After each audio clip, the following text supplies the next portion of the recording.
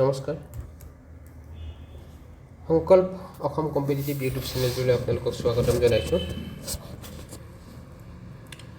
আপোনালোকে নিশ্চয় অৱগত আমি GK ফাউণ্ডেশ্যন বেটছ এটা ইউটিউবতে আৰম্ভ কৰিছিলোঁ আৰু অলৰেডি আমি ভাৰতৰ প্ৰাচীন ইতিহাস সমাপ্ত কৰিছোঁ আৰু আজি ষ্টাৰ্ট কৰিছোঁ ভাৰতৰ মধ্যকালীন ইতিহাস।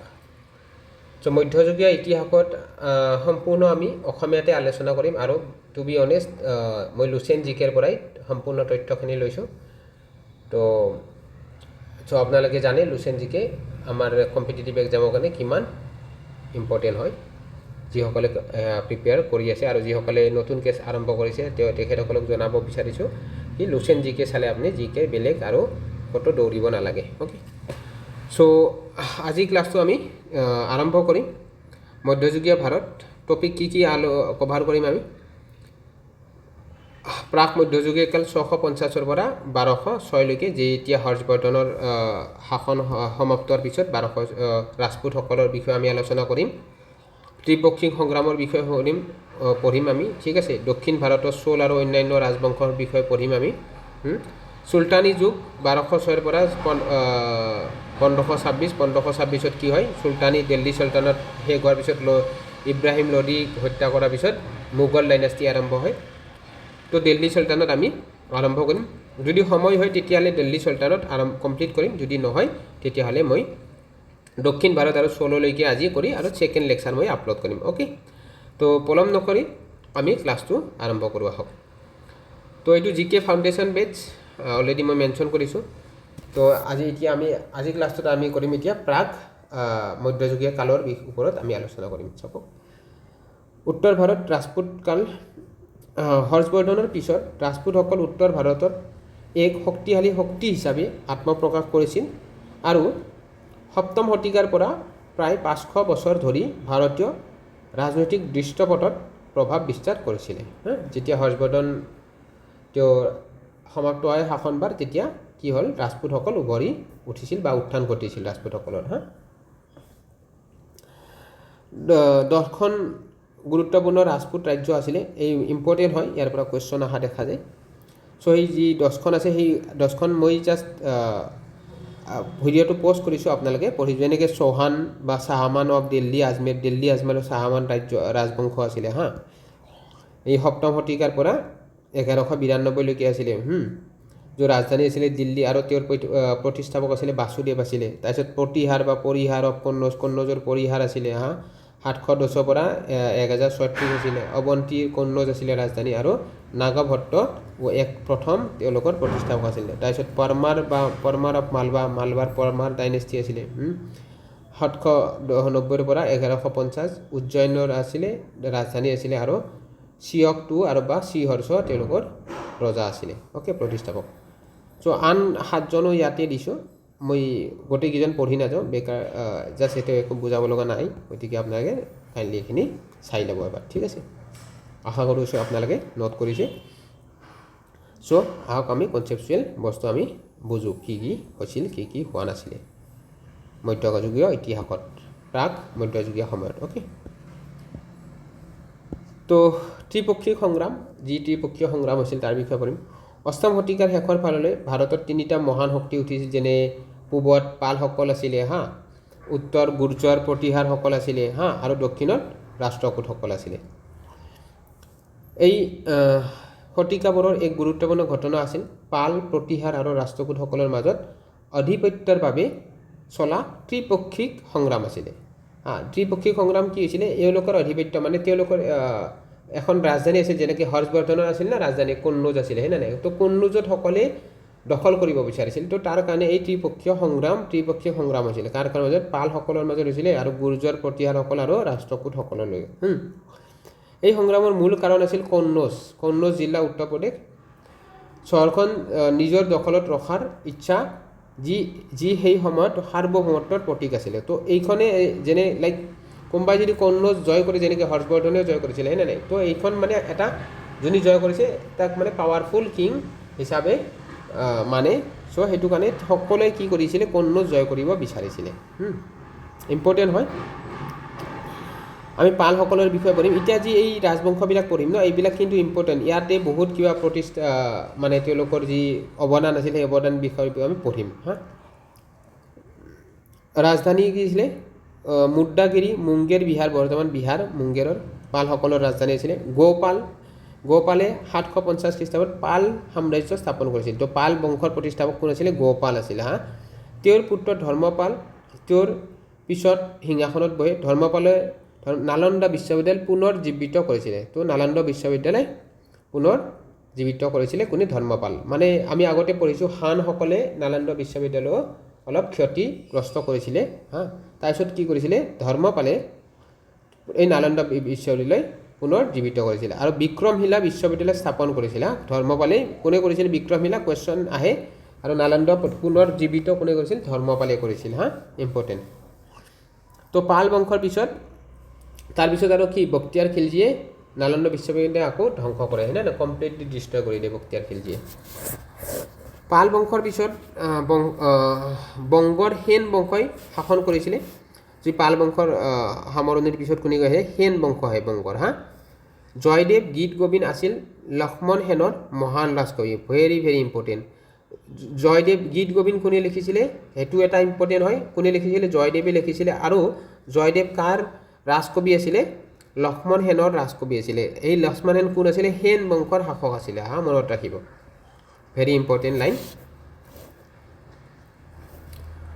নেক্সট পঢ়োঁ আমি প্ৰতিহাৰসকল 730 পৰা 1036 প্ৰতিহাৰসকল গুৰ্জৰ প্ৰতিহাৰ বুলিও কোৱা হয় প্ৰতিহাৰসকলক সম্ভৱত তেওঁলোক গুজৰাট বা দক্ষিণ পশ্চিম ৰাজস্থানৰ পৰা উৎপত্তি হোৱাৰ বাবে তেওঁলোকক গুৰ্জৰ প্ৰতিহাৰ বুলি জানে যেনেকৈ ভোজ মিহিৰ ভোজ এই বংশৰ আটাইতকৈ মহান শাসক আছিল হা তেওঁ বিষ্ণু ভক্ত আছিল আৰু আদিবাৰা উপাধি গ্ৰহণ কৰিছিল তো যি মিহিৰ ভোজ আছিলে প্ৰতিহাৰসকলৰ মহান শাসক আছিলে আৰু তেওঁ আদিবাৰা উপাধি গ্ৰহণ কৰিছিল কুৱেশ্যন আহে আদিবাৰা উপাধি কোনে গ্ৰহণ কৰিছিলে মিহিৰ ভোজ ঠিক আছে নেক্সট আমি ৰাষ্ট্ৰকূটসকলৰ বিষয়ে পঢ়োঁ 752 পৰা 937 লৈকে আছিলে দন্তি দুৰ্গে মালখন বা মালখেডত গুলবৰ্গা জিলা কৰ্ণাটক নিজৰ ৰাজধানী স্থাপন কৰি ৰাজ্যখন প্ৰতিষ্ঠা কৰিছিল তো ৰাষ্ট্ৰকূট বংশৰ প্ৰতিষ্ঠাপক কোন আছিল দন্তি দুৰ্গ হা আৰু তেওঁৰ ৰাজধানী কোন আছিলে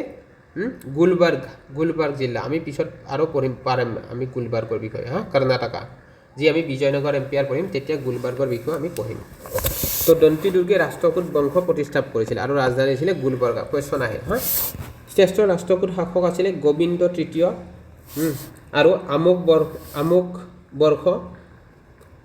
বৰ্ষই 64 বছৰ ধৰি শাসন কৰিছিল কিন্তু স্বভাৱগতভাৱে তেওঁ যুদ্ধতকৈ ধৰ্ম আৰু সাহিত্যৰ অনুসন্ধানত বেছি আগ্ৰহী আছিল তেওঁ নিজেই এজন লেখক আছিল আৰু অলংকাৰ শাস্ত্ৰৰ ওপৰত কৰ্ণাটকৰ আটাইতকৈ পুৰণি কিতাপ কবিৰাজ মাৰ্গ লিখিছিল ভেৰি ইম্পৰ্টেণ্ট এই কবিৰাজ মাৰ্গ কোনে লিখিছিলে আমুক বৰ্ষই লিখিছিলে হা আমুক বৰ্ষই মনত ৰাখিব হা আমুক বৰ্ষই ঠিক আছে আৰু তেওঁ এজন শান্তিবাদী শাসক আছিলে যি যুদ্ধৰ নীতিত বিশ্বাস কৰা নাছিল বেছি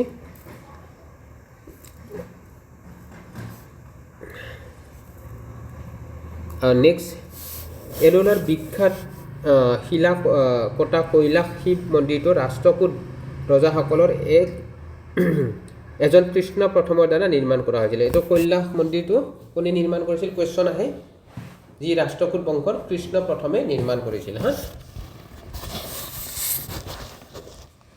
ভেৰি ইম্পৰ্টেণ্ট এইখিনি ভেৰি ইম্পৰ্টেণ্ট দেই আপোনালোকে মনত ৰাখিব দেই আৰু অন্য গুৰুত্বপূৰ্ণ শাসকসকলৰ বিষয়ে পঢ়িম পৃথ্বীৰাজ চৌহান তেওঁ দিল্লী আৰু আগ্ৰাত শাসন কৰিছিল আৰু দুখন গুৰুত্বপূৰ্ণ যুদ্ধত যুঁজিছিল যেনে টাৰাইন বেটেল অফ টাৰাইন 1191 আৰু 1192 যি মহম্মদ ঘড়ীৰ লগত যুঁজিছিল আমি পঢ়িম 1191 প্ৰথম মহম্মদ ঘড়ীক হৰুৱাই আৰু পিছত কিন্তু তেওঁ হাৰিব লগা হয় মহম্মদ ঘড়ীৰ হাতত তো টাৰাইনৰ প্ৰথম যুদ্ধ 1191 চনত পৃথ্বীৰাজ চৌহান আৰু মহম্মদ ঘড়ীৰ বাহিনীৰ মাজত হৈছিল য'ত মহম্মদ ঘড়ী পৰাজিত হৈছিল টাৰাইনৰ দ্বিতীয় যুদ্ধ 1192 চনত হৈছিল যেতিয়া মহম্মদ ঘড়ীয়ে পুনৰ ভাৰত আক্ৰমণ কৰিছিল আৰু এই যুদ্ধত পৃথ্বীৰাজ চৌহান পৰাজিত হৈছিল আৰু বন্দী হৈছিল পিছত তেওঁক হত্যা কৰা হৈছিল দিল্লীৰ ৰাজ্য মহম্মদ ঘড়ীয়ে অধীনলৈ আহিছিল তাৰাইনৰ যুদ্ধৰ ৰাজনৈতিক দৃশ্যপটত যথেষ্ট গুৰুত্ব আছিল, কিয়নো এই উত্তৰ ভাৰতত আৰু পৰৱৰ্তী সময়ত কেইবা শতিকাৰ বাবে দক্ষিণ ভাৰতত মুছলমান শাসন প্ৰতিষ্ঠা পথ মুকলি হ'ল। তো মহম্মদ ঘড়ীৰ পিছতে কি হয়, দিল্লী চুলতানৰ পিছত আৰম্ভ হয়নে নেকি? কি হয়, স্লেভ ডাইনেষ্টি আৰম্ভ হয়। আমি পঢ়িম পিছত দিল্লী চুলতান পঢ়িম। যিও তেওঁৰ এজন মহম্মদ ঘড়ীৰ এজন স্লেভ আছিলে না, কুতুবুদ্দিন আইবাকক তেওঁ মানে ইয়াত আনিছিল, কিনি আনিছিলে, আনি কিনে ইয়াতে তেওঁক মানে গভৰ্ণৰ পাঠিছিল ভাৰতত। তাৰপিছত এনেকৈ দিল্লী চুলতানত আৰম্ভ হয়। কুতুবুদ্দিন আইবাকে প্ৰথম স্লেভ ডাইনেষ্টি ৰাজবংশ প্ৰতিষ্ঠা কৰে। তো আমি এতিয়া নেক্সট পঢ়িম জয়চান গডৱাল বা ৰাথোৰ। জয়চান ৰাথোৰ তেওঁ আছিল শেষ ৰাজপুত ৰজা আছিলে, যিজনক চান্দাবৰ যুদ্ধত মহম্মদ ঘড়ীয়ে পৰাস্ত কৰি হত্যা কৰিছিল। তো এই চান্দাবৰ যুদ্ধ কাৰ মাজত আছে সুধে, মহম্মদ ঘড়ী আৰু জয়চান্দাৰ মাজত হৈছিলে, জয়চান ৰাথোৰৰ মাজত হৈছিলে। আৰু এইটো টাইম লাইন হৈছিলে 1192 পৃথিৱীৰ চৌহানক হৰুৱাই আৰু জয়চন্দক 1194 হৰুৱাই মহম্মদ ঘড়ীয়ে। মেৱাৰৰ চেচদিয়া শাসক ৰাণা কুম্ভ মেৱাৰৰ বিখ্যাত শাসক আছিল। তেওঁ মহম্মদ খিলজীক পৰাস্ত কৰি চিত্তৰ বিজয় স্তম্ভ স্থাপন কৰিছিল। তেওঁৰ উত্তৰাধিকাৰী ৰাণা সংগ্ৰাম সিং বা ৰাণা সাংগা আৰু ৰাণা প্ৰতাপ মেৱাৰ ৰাজ্যৰ মহান শাসক আছিলে। ঠিক আছে, মই যিবিলাক ইম্পৰ্টেণ্ট লাইন হয় মই আপোনালোকক হাইলাইট কৰি যাম। এনেকৈ ৰাষ্ট্ৰপুত ৰাজ্যসমূহৰ মুখ্য বৈশিষ্ট্যসমূহ, বহুত ৰাজপুত যি ৰাজ্য আছিলে, ৰাজপুতসকলে বহুত মন্দিৰো নিৰ্মাণ কৰিছিল, আমি পঢ়িম। যেনেকৈ পুৰী জগন্নাথ মন্দিৰ, তাৰপিছত সেয়া মন্দিৰ কনাৰ্ক, সূৰ্য মন্দিৰ কনাৰ্ক উৰিষ্যাৰে, তাৰপিছত লিংগৰাজ মন্দিৰ, আমি পঢ়িম এইবিলাক। তো দেশখন আক্ৰমণৰ পৰা মুক্ত আছিল যদিও বিদেশী যোগাযোগ হেৰুৱাইছিল, জাতি ব্যৱস্থা কঠিন আছিলে, বৈশিষ্ট্যসমূহ কৰিছোঁ।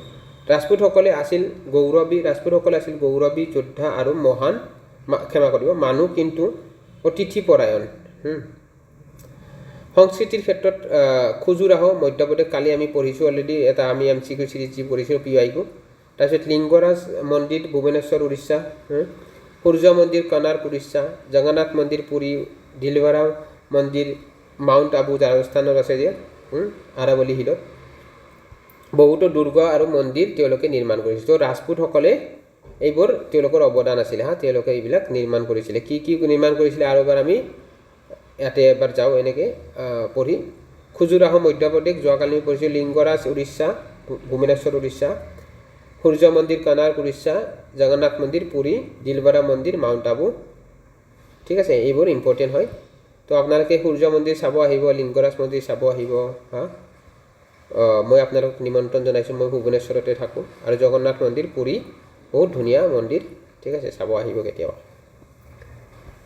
ৰাজপুতসকলৰ পতনৰ কাৰণ একতা আৰু দূৰদৰ্শিতাৰ অভাৱ, জাতি ব্যৱস্থা বেছি আছিলে আৰু ত্ৰুটিপূৰ্ণ সামৰিক সংগঠন আৰু ৰাজপুতসকলৰ পতনৰ কিছুমান কাৰণ আছিলে। তো এইবিলাক কাৰণ আছিলে, ইম্পৰ্টেণ্ট হয় যিবিলাক নিৰ্মাণ শৈলী আছিলে। এতিয়া আমি দক্ষিণ ভাৰতৰ বিষয়ে আমি পঢ়িম, দক্ষিণ ভাৰতৰ শাসকসকলৰ বিষয়ে পঢ়িম, বহুত ইম্পৰ্টেণ্ট। দক্ষিণ ভাৰতৰ চোল আৰু অন্যান্য। চোল সাম্ৰাজ্য 850 পৰা 1279, ৰাজধানী তাঞ্জোৰ আছিলে, আৰু গংগাইকোণ্ডা চল্লাপুৰম আছিলে। গংগাইকোণ্ডা চল্লাপুৰম কোনে কৰিছিলে? এইটো ৰাজেন্দ্ৰ প্ৰথমে ৰাজধানী স্থাপন কৰিছে, চহৰ নিৰ্মাণ কৰিছিলে। তাঞ্জোৰ, গংগাইকোণ্ডা, চল্লাপুৰম আছিল। চোল ৰাজবংশৰ প্ৰতিষ্ঠাপক আছিলে বিজয়লায়াই আছিলে, যি প্ৰথমে পল্লৱসকলৰ এজন সামন্ত আছিল। তেওঁ 850 খ্ৰীষ্টাব্দত তাঞ্জোৰ দখল কৰিছিল। শ্ৰেষ্ঠ চোল শাসক আছিলে ৰাজা ভেৰি ইম্পৰ্টেণ্ট। তেওঁ আৰু তেওঁৰ পুত্ৰ ৰাজেন্দ্ৰ প্ৰথম, ভেৰি ইম্পৰ্টেণ্ট। ৰাজেন্দ্ৰ প্ৰথমৰ পিতৃ কোন সুধে? ৰাজাৰ পুত্ৰ ৰাজেন্দ্ৰ প্ৰথম হয়। ৰাজাই তাঞ্জোৰত বৃহদেশ্বৰ ৰাজেশ্বৰ মন্দিৰ শিৱৰ নামত উৎসৰ্গিত নিৰ্মাণ কৰিছিল দেই, ভেৰি ইম্পৰ্টেণ্ট। এই বৃহদেশ্বৰ মন্দিৰৰ কুৱেশ্যন সুধে, কোনে কৰিছিলে? ৰাজাই কৰিছিলে। নেক্সট, ৰাজেন্দ্ৰ প্ৰথম উৰিষ্যা, বংগ, বৰ্মা আৰু আন্দামান নিকোবৰ দ্বীপপুঞ্জ জয় কৰিছিল। তেওঁ ৰাজত্বকালত চোল বংশই শীৰ্ষস্থান লাভ কৰিছিল ৰাজেন্দ্ৰ প্ৰথমে গংগাইকোণ্ডা চোলা উপাধি গ্ৰহণ কৰিছিল ভেৰি ইম্পৰ্টেণ্ট গংগাইকোণ্ডা চোলা উপাধি কোনে গ্ৰহণ কৰিছিলে ৰাজেন্দ্ৰ প্ৰথমে আৰু গংগাইকোণ্ডা চোলাপুৰম এখন নামৰ নতুন চহৰ নিৰ্মাণ কৰিছিল যে ইয়াতে মেনশ্যন আছে চোল বংশৰ শেষৰজন শাসক আছিলে ৰাজেন্দ্ৰ তৃতীয় আছিলে ভেৰি ইম্পৰ্টেণ্ট তো চোল বংশৰ বহুত অৱদান আছে ৰাজপুত চোল আমি মনত ৰাখিব লাগিব ৰজা কেন্দ্ৰীয় কৰ্তৃপক্ষৰ মুৰব্বী আছিল যি কেন্দ্ৰীয় কৰ্তৃপক্ষ আছিলে জাষ্ট তেওঁলোকৰ ৰাজৰ বিষয়ে আমি পঢ়িম এতিয়া যি ৰাজ শাসন আছিল কেনেকুৱা ধৰণৰ চৰকাৰ আছিলে গভৰ্ণমেণ্ট আছিলে বা ৰাজ্য আছিলে যিজনক মন্ত্ৰী পৰিষদে সহায় কৰিছিলে কিন্তু প্ৰশাসন আছিল গণতান্ত্ৰিক যি এডমিনিষ্ট্ৰেশ্যন আছিলে গণতান্ত্ৰিক আছিলে অ'কে চোল সাম্ৰাজ্যখন মণ্ডলমত প্ৰদেশত বিভক্ত আছিলে ভাগত বিভক্ত আছিলে চোল সাম্ৰাজ্য যেনেকৈ আমাৰ যেনেকৈ এতিয়া ইণ্ডিয়াত যেনেকৈ central government state government local government আছে পঞ্চায়ত আছে হয়নে নাই তো তেনেকৈ চোল ৰাজবংশ তেনেকৈ মণ্ডলত বিভক্ত আছিলে যেনেকৈ পুনৰ কি হয় এইবোৰ পুনৰ বালনাডু কি কমিশ্যনাৰী আছিলে তাৰপিছত নাডু মানে জিলা অলপ দক্ষিণ ভাৰতৰ ৱৰ্ডবিলাক এনেকৈ পাব আপুনি তাৰপিছত কুৰম মানে গাঁওসমূহৰ গোট গাঁওখনত বিভক্ত কৰা হৈছিল তো এই এনেকুৱা বিভাজন কৰা হৈছিলে মনত ৰাখিব দেই স্থানীয় চৰকাৰৰ ব্যৱস্থাটোক চোলসকলৰ প্ৰশাসনৰ মূল বৈশিষ্ট্য বুলি গণ্য কৰা হয় ভূমি ৰাজহ আৰু বাণিজ্য কৰ আছিল আয়ৰ মূল উৎস এই সময়ছোৱাত প্ৰচলন হোৱা স্থাপত্য শৈলীক দ্ৰাবিড় শৈলী বুলি কোৱা হয় ভেৰি ইম্পৰ্টেণ্ট যেনে কাঞ্চীপুৰমৰ কৈলাসনাথ মন্দিৰ তো দ্ৰাবিড় শৈলীৰ মন্দিৰ কোনে কাৰ অৱদান আছিলে চোল বংশৰ অৱদান আছিলে আৰু এই শৈলীক যি এটা উদাহৰণ আছে কাঞ্চীপুৰমৰ কৈলাসনাথ মন্দিৰ এটা উদাহৰণ হয় দ্ৰাবিড় শৈলীৰ মন্দিৰ মনত ৰাখিব ভেৰি ইম্পৰ্টেণ্ট আন এটা দিশ আছিল মূৰ্তি নিৰ্মাণ যিটো শিৱৰ নটৰাজ নামৰ নৃত্যতৰ মূৰ্তিৰ জৰিয়তে চূড়ান্ত পৰ্যায়ত উপনীত হৈছিলে চাওক নটৰাজ মূৰ্তি যি আছে আপোনালোকে দেখিছে তো কতিয়া চোল বংশৰে অৱদান হয় মনত ৰাখিব ৰামা অৱতাৰম লিখা কম্বানা আছিল তামিল কবিতাৰ অন্যতম শ্ৰেষ্ঠ ব্যক্তি এইটো ৰামা অৱতাৰম কোনে লিখিছিলে কম্বানা ভেৰি ইম্পৰ্টেণ্ট তেওঁৰ ৰামায়ণক কম্বা ৰামায়ণ বুলি জনায় যি ৰামা অৱতাৰ লিখিছিলে আৰু তেওঁৰ যি ৰামায়ণখন আছিলে কম্বান ৰামায়ণ বুলি জনা যায় কম্বানা কুট্টানা আৰু পুগালেণ্ডিক তামিল কবিতাৰ তিনিটা ৰত্ন বুলি গণ্য কৰা হয় নৱৰত্ন আমি যোৱাকালি পঢ়িছোঁ দেখিছে আপোনালোকে যি চাইছে ক্লাছটো নৱৰত্ন কাৰ কবি আছিলে বিক্ৰমাদিত্য চন্দ্ৰগুপ্ত টুৰ আছিলে ক্ষমা কৰিব আপোনালোকৰ ক্লাছটো বনোৱাতে কালি ৰাতি হ'ল টোপনি লাগিছে তো আমি পঢ়িছোঁ যোৱাকালি অলৰেডি পঢ়িছোঁ নৱৰত্ন আছিলে চন্দ্ৰগুপ্ত দ্বিতীয় আছিলে যাক বিক্ৰমাদিত্য নামেৰে জনাজাত আছিলে চ' মন্দিৰসমূহত বিমান বা ওখ পিৰামিড আকৃতি স্তম্ভই মন্দিৰত গঠনটোক প্ৰভাৱ বিস্তাৰ কৰে আৰু ইয়াক এক অসাধাৰণ মৰ্যাদা প্ৰদান কৰে যেনেকৈ আপোনালোকে দেখিছে পিৰামিড ষ্টাইল লাইক মন্দিৰবোৰক এনেকুৱা পিৰামিড ষ্টাইল হয় হয়নে নাই পিৰামিড ষ্টাইল হয় অলপ এনেকুৱা পিৰামিড ষ্টাইল হয় হয়নে নাই দ্ৰাবিড় ষ্টাইল মন্দিৰবিলাক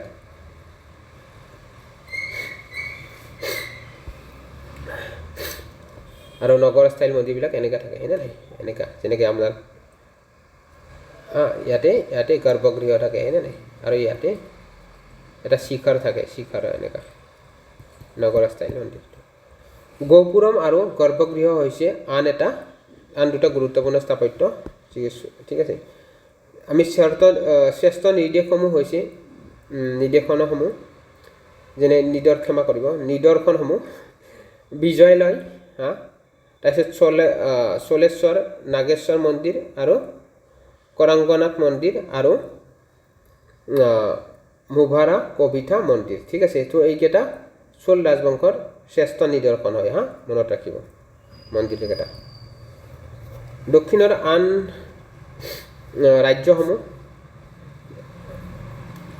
যেনেকৈ পশ্চিম পৰৱৰ্তী চালুক্যসকল ইম্পৰ্টেণ্ট হয় কল্যাণ কৰ্ণাটক ৰাজধানী আছিলে আৰু তৈলভ দ্বিতীয় আছিলে প্ৰতিষ্ঠাপক আছিলে তাৰপিছত কাকতীয়াসকল আছিলে যি ঔৰংগাবাদ অন্ধ্ৰপ্ৰদেশৰ তেওঁলোকৰ ৰাজধানী আছিলে যি আৰু প্ৰতিষ্ঠাপক আছিলে প্ৰহ্লাদ ৰজা দ্বিতীয় আছিলে আৰু যাদৱসকল আছিলে যি দেৱগিৰি মহাৰাষ্ট্ৰ ভিল্লাল পঞ্চম আছিলে হৈছাল বংশ আছিলে যি দৰা সমুদ্ৰ কৰ্ণাটক ভিত্তি গাৱেত বিষ্ণু বৰ্মন প্ৰতিষ্ঠাপক আছিলে গাদেৱ বিষ্ণু বৰ্মন এটা ইম্পৰ্টেণ্ট নোট আছে যে দৰা সমুদ্ৰ আধুনিক যি হেলেবিদ হৈছালেশ্বৰ মন্দিৰটো হৈছাল শিল্পকলাৰ সৰ্বশ্ৰেষ্ঠ কৃতিত্ব হৈছালেশ্বৰ মন্দিৰ কোনে নিৰ্মাণ কৰিছিলে হৈছাল বংশ নিৰ্মাণ কৰিছিলে ইয়াতে আছে ঠিক আছে মনত ৰাখিব চ' আমি এতিয়া সমাপ্ত কৰিলোঁ যি প্ৰাক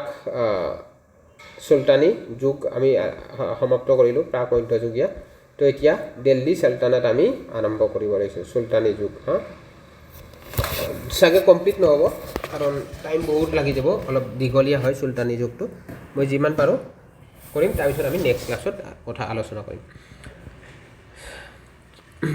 মানে মেইন শাসকবিলাকৰ বিষয়ে আমি পঢ়োঁ এতিয়া তো চুলতানী যুগ কেতিয়া কেনেকৈ হয় আমি চাওঁ আহক তো প্ৰথম মুছলমান আক্ৰমণ মহম্মদ বিন কাছিম আক্ৰমণ কেতিয়া কৰে 712 খ্ৰীষ্টাব্দত কৰে মহম্মদ বিন কাছিমে 712 খ্ৰীষ্টাব্দত ভাৰত আক্ৰমণ কৰি সিন্ধু জয় কৰিছিল যিটো অমায়াদ খিলাফতৰ এখন প্ৰদেশ হৈ পৰিছিল প্ৰথম তুৰ্কী আক্ৰমণ যি কোন আছিলে মেহমুদ গজনী আছিলে হয়নে নাই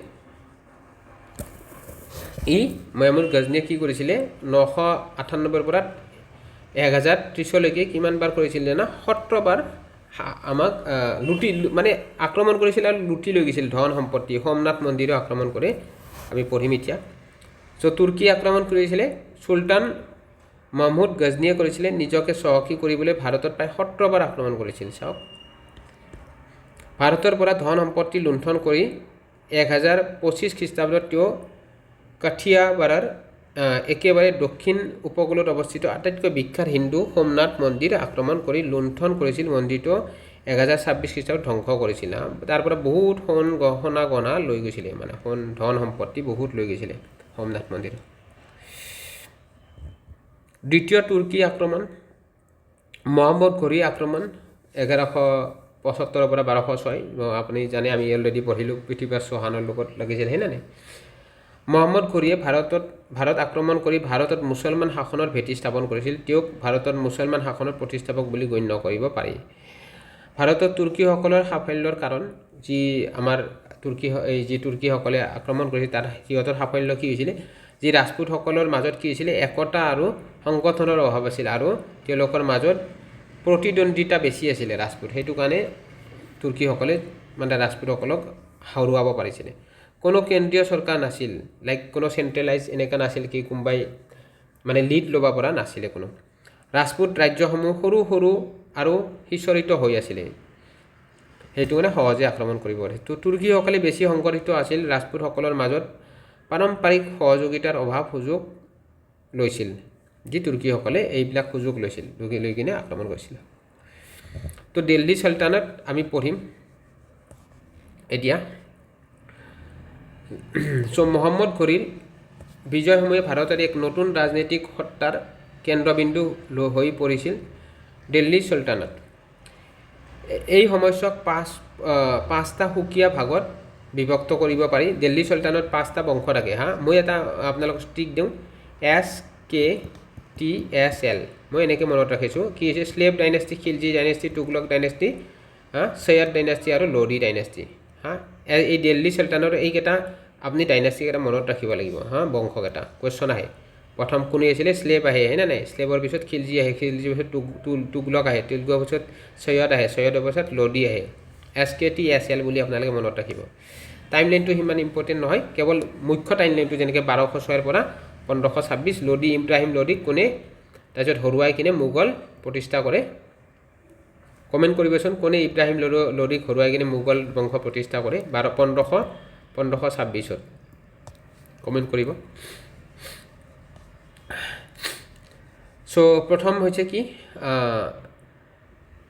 পাঁচটা ভাগত ভাগ কৰা হৈছে SKTSL যেনেকৈ ডাক বংশ ডাক মানে স্লেভ বংশ স্লেভ ডাইনেষ্টি 1206 পৰা 90লৈকে আছিলে খিলজি বংশ 1290 পৰা 1320 তুগলক বংশ 1320 পৰা 1414 আৰু সৈয়দ বংশ 1414 পৰা 51 আৰু লোডি বংশ 51 পৰা 26 1526 অ'কে তো স্লেভ ডাইনেষ্টি কি হৈছিল কোনে আনিছিলে এটা কুতুবুদ্দিন আইবাকক আনিছিলে হয় না নাই মহম্মদ ঘড়ী আনিছিলে কিনি কিনে তাৰপিছত আমাৰ ইয়াতে গভৰ্ণৰ পাতি দিছিলে ভাৰতত চ' ডাক বংশৰ আৰম্ভণি পঢ়োঁ মূলত এজন তুৰ্কী দাস আছিল মহম্মদ যি কুতুবুদ্দিন আইবাক মহম্মদ ঘড়ীয়ে তেওঁক ক্ৰয় কৰিছিল আৰু পিছলৈ তেওঁক নিজৰ ৰাজ্যপাল গভৰ্ণৰ পাতিছিল ঘড়ীৰ মৃত্যুৰ পিছত আইবাক হিন্দুস্তানৰ শাসক হয় আৰু 1206 চনত ডাক বংশ স্থাপন কৰে তেওঁ উদাৰতাৰ বাবে তেওঁক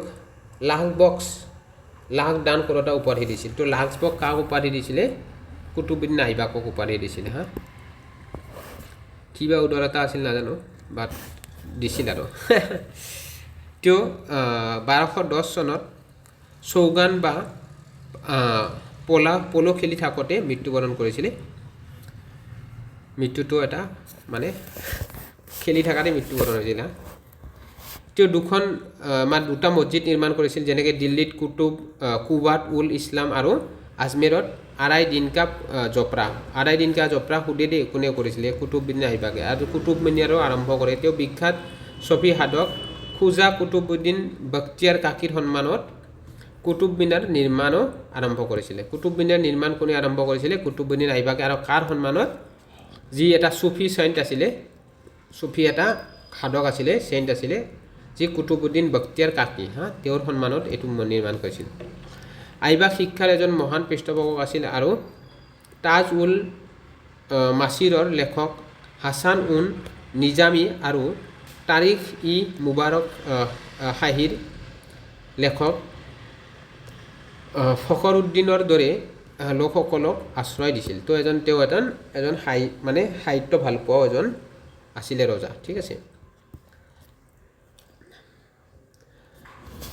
যে শামছুদ্দিন ইলতুৎমিছৰ বিষয়ে পঢ়িম যি 1211 পৰা 36লৈকে শাসন কৰিছিলে তেওঁ কুতুবুদ্দিন আইবাকৰ এজন দাস আছিল আৰু আৰাম বখছক অপসাৰণ কৰি 1211 চনত দিল্লীত সিংহাসন দখল কৰিছিল তেওঁ এজন অতি সক্ষম শাসক আছিল আৰু তেওঁক দিল্লী চুলতানতৰ প্ৰকৃত পৃষ্ঠপোষক বুলি গণ্য কৰা হয় সেয়ে তেওঁ লাহোৰত সলনি দিল্লীক ৰাজধানী পাতিছিল চেংগিছ খানে খেদি ফুৰা খাৱাৰজিজম শ্বাহক আশ্ৰয় অস্বীকাৰ কৰি তেওঁ মোংগল নেতা চেংগিছ খানৰ ক্ৰোধৰ পৰা দিল্লী চুলতানক ৰক্ষা কৰিছিল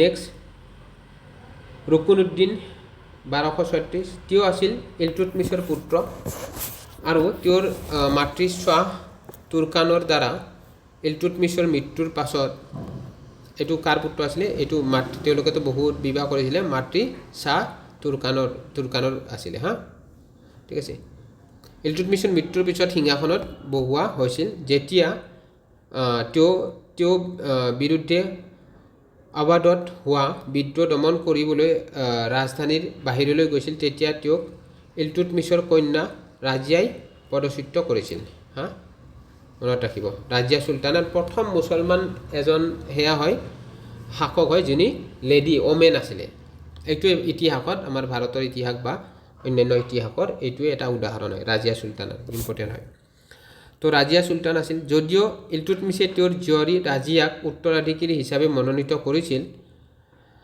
অভিজাতসকলে ৰুকুউদ্দিন ফিৰোজক সিংহাসনত বহুৱাইছিল অৱশ্যে ৰাজিয়াই ৰুকুউদ্দিনক আঁতৰাই সিংহাসন আহৰণ কৰিছিল তেওঁ আছিল ভাৰত শাসন কৰা প্ৰথম আৰু একমাত্ৰ মুছলমান মহিলা ৰাজিয়া চুলতান তেওঁ জনসাধাৰণৰ মাজত জনপ্ৰিয় আছিল যদিও অভিজাত আৰু ধৰ্মতত্ত্ববিদসকলৰ বাবে গ্ৰহণযোগ্য নাছিল জানেইতো আপোনালোকে ওমেনসকলক কি দৃষ্টিৰে চায় তেওঁ এজন আবিচনীয় দাস আয়কুটৰ প্ৰতি থকা পচন্দৰ বাবে অভিজাতসকল আৰু অধিক অসন্তুষ্ট আছিলে তেওঁ সিংহাসন আহৰণ কৰাৰ পিছতে তেওঁক তাৰপিছত মাৰে আমি পঢ়িম এতিয়া মুলতান বাদাউন আৰু হাঞ্চি আৰু লাহোৰৰ ৰাজ্যপালসকলে তেওঁৰ বিৰুদ্ধে মুকলিকৈ বিদ্ৰোহ কৰিছিল ৰাজিয়া চুলতানৰ বিৰুদ্ধে। তাৰপিছত ভান্তিনন্দাত এক গুৰুতৰ বিদ্ৰোহ হৈছিল। ভান্তিনন্দাৰ ৰাজ্যপাল আলাতুনিয়াই ৰাজিয়াৰ সাৰ্বভৌমত্ব মানি ল'বলৈ অস্বীকাৰ কৰিছিল। ৰাজিয়াই ইয়াকুতৰ সৈতে আলাতুনিয়াৰ বিৰুদ্ধে যাত্ৰা কৰিছিল। অৱশ্যে আলাতুনিয়াই ইয়াকুতক হত্যা কৰিছিল আৰু এইটো যুদ্ধ হ'ব লাগিছিল ঠিক আছে, লৈ ল'ব, এইটো মনত ৰাখিব, এইটো এডিট কৰি ল'ব আপোনালোকে। অৱশ্যে আলাতুনিয়াই ইয়াকুতক হত্যা কৰিছিল আৰু ৰাজিয়াক বন্দী কৰিছিল। পিছলৈ ৰাজিয়াই আলাতুনিয়াক বিয়া কৰাইছিল আৰু দুয়ো দিল্লীৰ ফালে যাত্ৰা কৰিছিল।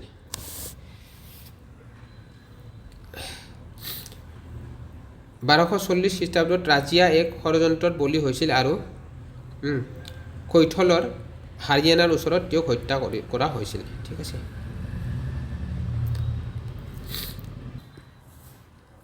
তো এনেকৈ ৰাজিয়া চুলতানৰ এনেকৈ এটা কনস্পিৰেচিৰ জৰিয়তে মাৰে।